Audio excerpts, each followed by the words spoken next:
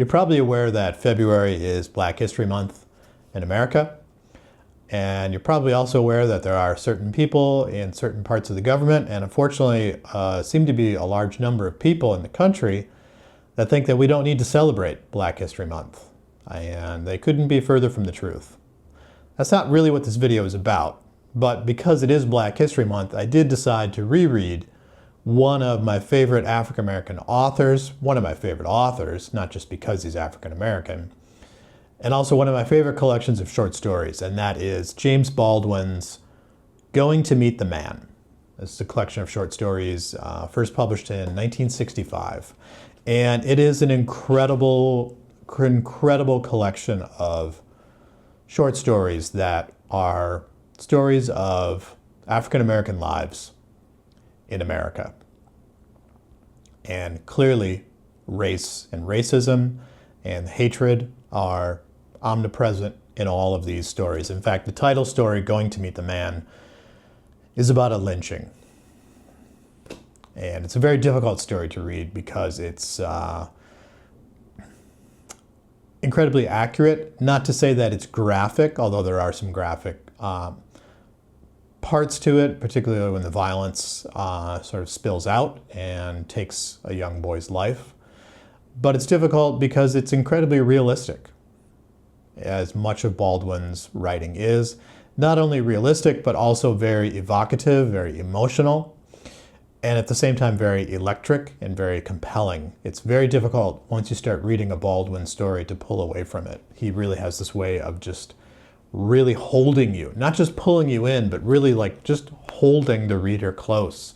And we develop very quickly, you develop a very intimate relationship with these characters, emotionally, spiritually, sometimes physically. Baldwin is just an incredibly powerful writer. The story I want to talk about is not the title story, which is not to say that the title story is not important. He chose it as the title story. But the story that really sticks with me over the years, and it's a story I fell in love with when I first read it, I should say. I never wrote it. I did read it though. I fell in love with it when I first read it. And I've always loved this story, and I've just always come back to it. And that story is Sonny's Blues. I was assigned to this story in college. I took some creative writing classes. I was a creative writing major.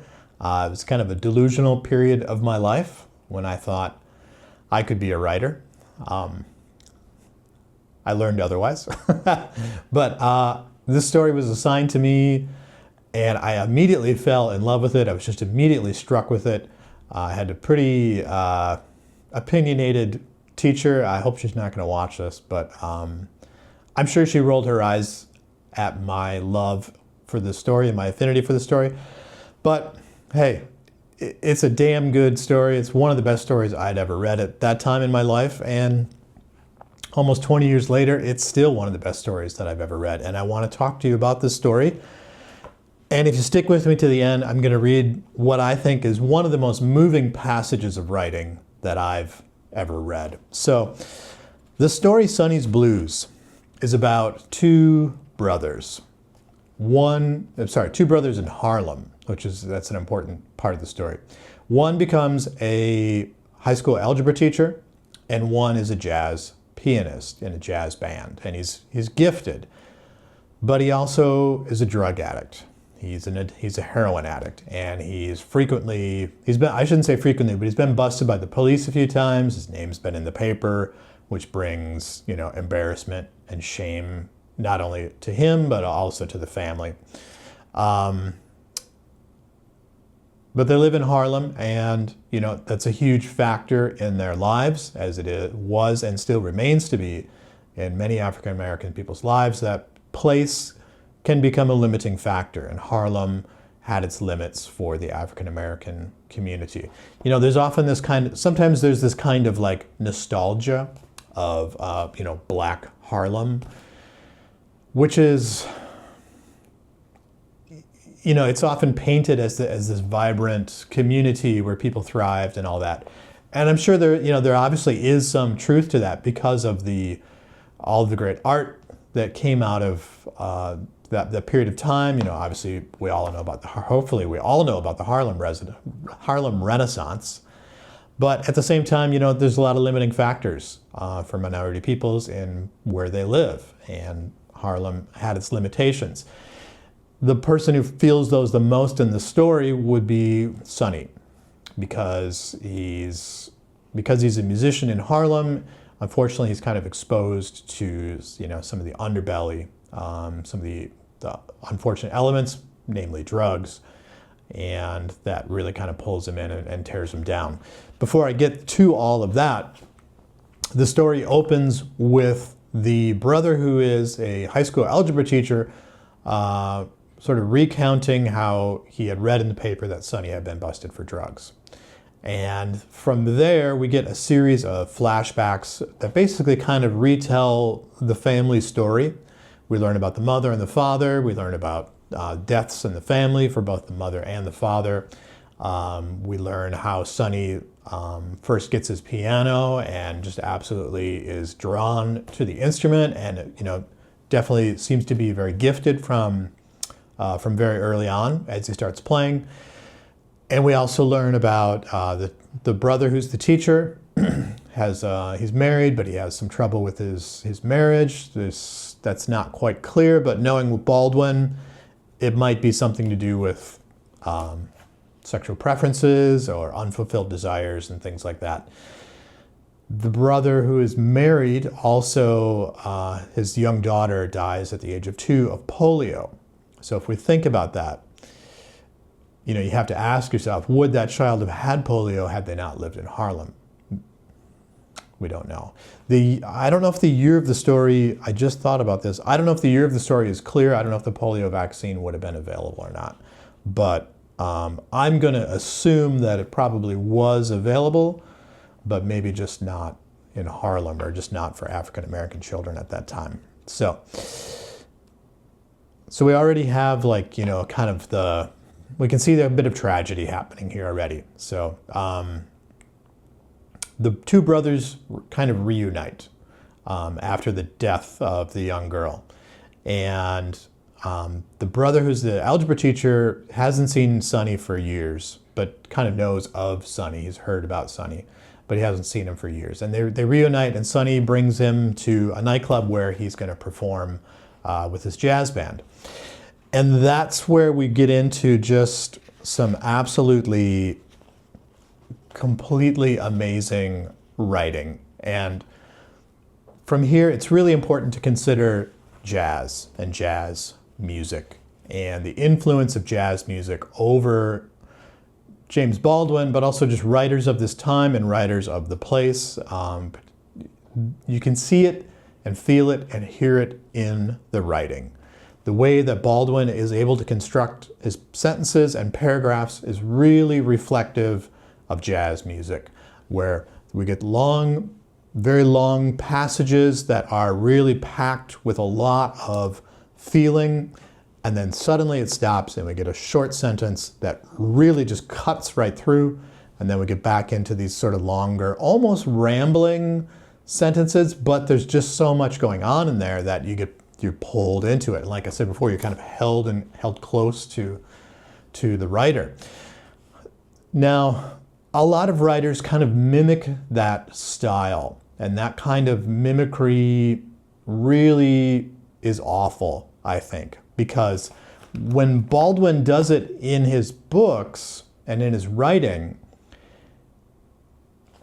it's a very natural and necessary kind of thing, and it's not Baldwin's voice coming through. Whereas when others mimic this style, in my opinion, it's often the writer's voice, and it mars and detracts from the narrative. Whereas when Baldwin, and when other writers do it too, but I think Baldwin just does it the best. It actually enhances and adds to the flow of the narrative, and you're going to hear that when I read this out loud. Another thing that Baldwin is just amazing with, and it's something that's really dangerous for writing, and particularly for like just contemporary literary fiction, and that's the use of metaphor. Metaphor is really dangerous. Metaphor can just kill writing. But Baldwin is able to do it in a way that is really clean and really efficient And like I said earlier, with his musical lyrical style, it doesn't detract, it doesn't pull away from the writing, and it just enhances the writing. And he does it when he really just wants to illustrate something that you realize there's just no other way to illustrate that he had to use that metaphor. But what makes it so great also is that he pushes the metaphor, and the metaphor is carried through and to completion, which is very difficult to do if you've ever tried to be a writer. And if you think about, maybe look back at good writing, you might see that. And if you see bad writing, you might see where the metaphors are kind of abused, if you will. So this story is just amazing. The other thing that is so profound in this story is the cerebral quality when he's discussing music and how Sonny is affected by the music. And it's something that, if you love good music, you've had similar feelings or you've glimpsed this before. And if you've been a musician, I'm sure you've experienced this, especially if you've ever performed live in front of other people. You do get this otherworldly feeling in you where suddenly, even if it's just momentary, the music is coming through you. You've somehow called it from somewhere, and it comes through you and out of the instrument. And you're kind of transmitting not just music and notes, but something else, whether you can think of it as like an idea or a concept or a feeling or an emotion or something spiritual, however you want to label it. When music really works, that's what happens. And Baldwin does an amazing job of depicting that in prose, something that is really difficult to do. And I don't think anyone does it any better than this. So, in case you can't tell, I absolutely love this story. I really love James Baldwin's writing. Before I read this and probably lose viewers, I do want to say too, like, if you're interested in James Baldwin and you haven't read any James Baldwin, this is the place to start. A lot of people recommend some of his novels or even some of his nonfiction work, but I really, really think that this is the place to start because they're short stories, they're easy to read, they're easy to digest, and because there are a number of stories in the book, there's a pretty wide range of themes and discussions and topics and narratives and things like that, so you can really get a nice broad picture of what Baldwin is about and what he's trying to tell you about race and about spirituality and about inequality and about poverty. And it's not all terrible stuff too. There's some really beautiful stuff in here. So some of what I'm going to read you is just beautiful writing, particularly with regard to music. And in Baldwin's stories and writing, music is a major thing. And there's a certain kind of ethereal beauty that he's able to depict. Okay, so enough of me talking about it. Let's hear the actual thing here. Okay, so before I go on to I'm just gonna say, when I reread this, I was actually really moved and almost in tears when I read it, because this story, not just particularly this section, but also other sections of the story too, dealing with Sonny and his addiction and Sonny with music, is just so moving and so accurate and so powerful. I would highly recommend this story, particularly this story. Also, if you've ever known anyone who's been an addict, or if you yourself are an addict or a recovering addict, however you want to phrase it, I think you'll really find something really touching and really powerful in this story. It really moved me. I've known some people very close to me who's literally ruined their lives with drugs, and sometimes couldn't even see that they had done that. So, okay, let's get to it. Let's hear the real thing here. So, to kind of bring you up to where we are in the story, so the two brothers have reunited, and Sonny has taken his brother to a nightclub to see the band perform. The brother has never really seen Sonny perform once Sonny progressed into the certain stage of his career. Sonny's also at a stage too where he's had to detox because he was arrested for heroin, and he's kind of not himself. Now, there's a person in the band his name is Creole. He's a big guy, and he plays, in the story, he plays the fiddle, and the fiddle is referring to upright bass, you know, the big boom, boom, boom, boom, the big bass. But in the story, it's called a fiddle. It's not a hillbilly fiddle. It's an upright bass. The other players in the band are not named, but they are just described. So, and they have pretty unique descriptions. So at this point, the band has been playing, and Sonny has been playing the piano, and Sonny is kind of the focus of the band, but things are kind of, I'm not going to give it away until you hear it, but things are kind of teetering. We're not sure what's really happening. So here we go. And this passage starts with just probably one of the best lines about music and about people and art that you'll probably ever hear. So here we go. All I know about music is that not many people ever really hear it. And even then, on the rare occasions when something opens within and the music enters, what we mainly hear or hear corroborated are personal, private, vanishing evocations. But the man who creates the music is hearing something else, is dealing with the roar rising from the void and imposing order on it as it hits the air. What is evoked in him then is of another order, more terrible because it has no words, and triumphant too for that same reason. And his triumph, when he triumphs, is ours. I watched Sonny's face. His face was troubled. He was working hard, but he wasn't with it. And I had the feeling that, in a way, everyone on the bandstand was waiting for him, both waiting for him and pushing him along. But as I began to watch Creole, I realized that it was Creole who held them all back. He had them on a short rein, up there, keeping the beat with his whole body, wailing on the fiddle, with his eyes half closed. He was listening to everything, but he was listening to Sonny. He was having a dialogue with Sonny. He wanted Sonny to leave the shoreline and strike out for the deep water. He was Sonny's witness that deep water and drowning were not the same thing. He had been there and he knew. And he wanted Sonny to know. He was waiting for Sonny to do the things on the keys which would let Creole know that Sonny was in the water. And while Creole listened, Sonny moved, deep within, exactly like someone in torment. I had never before thought of how awful the relationship must be between the musician and his instrument. He has to fill it, this instrument, with the breath of life, his own. He has to make it do what he wants it to do, and a piano is just a piano. It's made out of so much wood and wires and little hammers and big ones and ivory. While there's only so much you can do with it, the only way to find this out is to try and make it do everything. And Sonny hadn't been near a piano for a year, and he wasn't on much better terms with his life, not the life that stretched before him now. He and the piano stammered, started one way, got scared, stopped, started another way, panicked, marked time, started again, and then seemed to have found a direction, panicked again, got stuck. And the face I saw on Sonny I'd never seen before.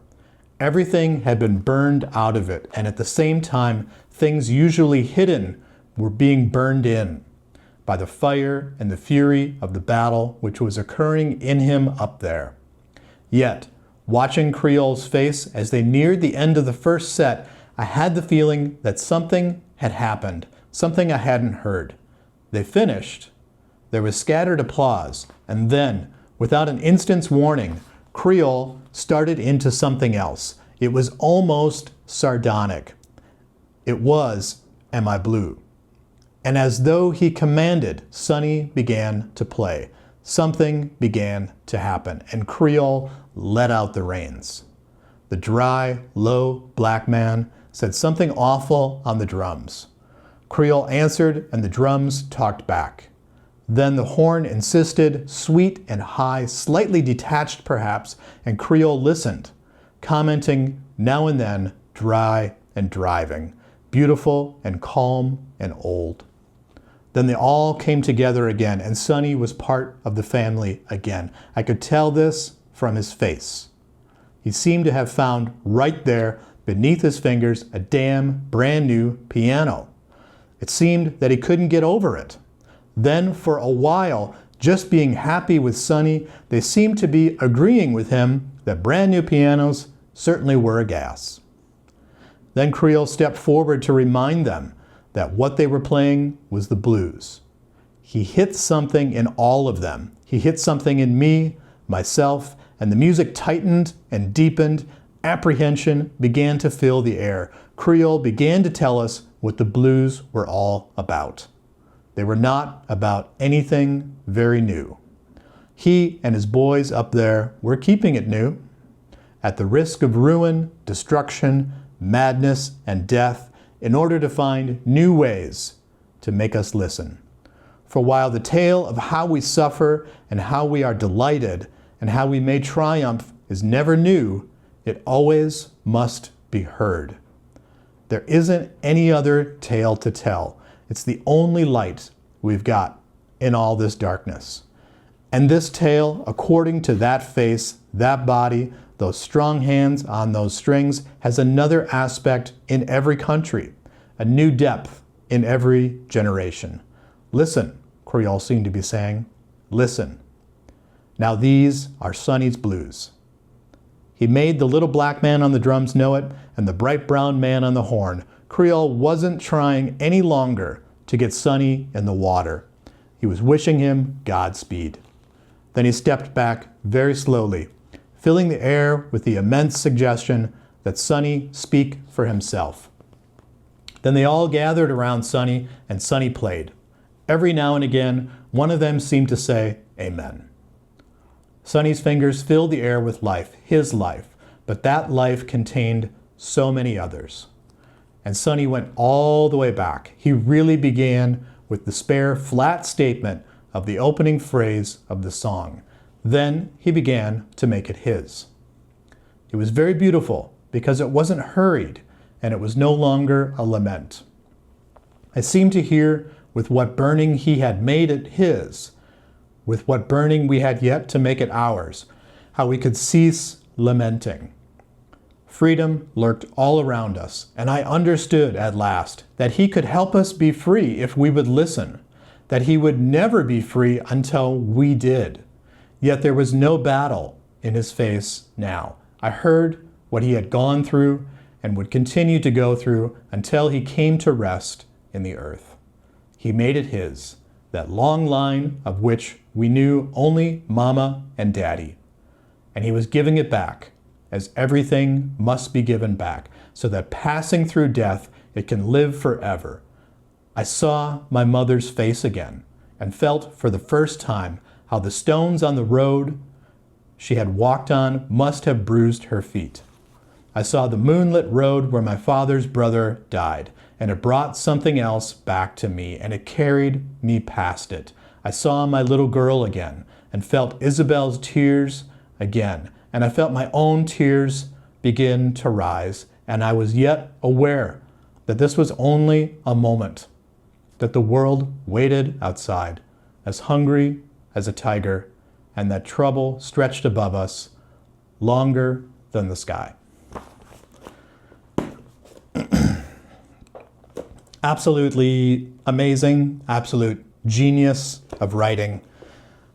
So much emotion, so much power on a cerebral level, within your heart, on a literal level, talking about the struggle of people, how struggle is universal, how struggle is never ending, finding beauty within sadness, finding a beautiful line within the blues, within a sad song, within a lament.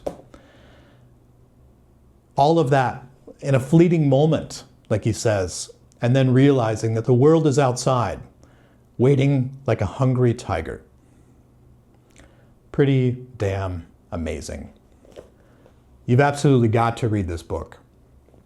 Going to Meet the Man by James Baldwin.